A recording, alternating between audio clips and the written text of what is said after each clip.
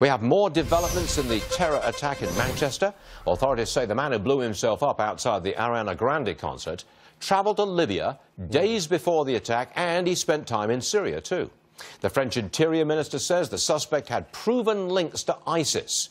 As of now, 4 people in custody, including the bomber's brother. Lieutenant General Jerry Boykin joins us, Family Research Council Executive Vice President. General, do you think that political correctness is still getting in the way of the fight against terror? Stuart, I think that anybody that looks at it objectively would have to recognize that it's a major impediment to, certainly to Western democracies in dealing with terrorism as a whole. And if you look at virtually every one of these terror attacks, somebody knew something ahead of time. There is both individual political correctness and institutional political correctness, and both of them are prohibiting us from doing what we need to do to protect our nations and our people. Are you suggesting that we take a more proactive approach? If we know there's a group of suspects, do you think we should just go get them and question them proactively instead of waiting for them to do something? Well, I think we should start, first of all, stay within our laws.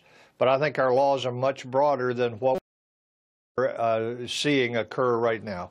And I do believe that when we know that people like the Tsarnaev brothers, like the guy who tried to blow himself up over Detroit, whose own family reported that he had been radicalized, when we have those kinds of situations, I think that we need to take a much more aggressive approach to dealing with them. And when we know a guy like this bomber in Manchester has just recently been to Libya, to me, that means that he needs to be under very close scrutiny.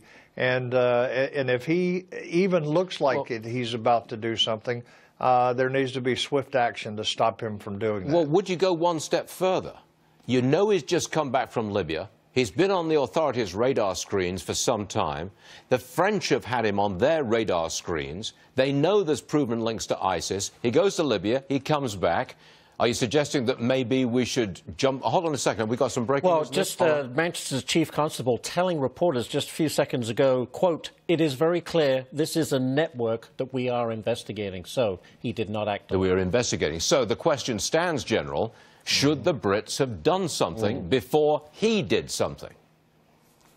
I think so. Yes, I think so, and I think America should have in several of the situations that we've had here.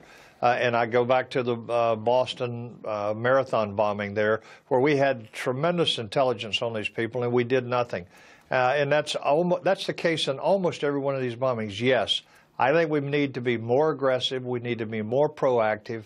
And I think we need to start going after these folks and get beyond worrying about whether somebody is going to call us as individuals or as government employees, Islamophobes or intolerant or that type of thing.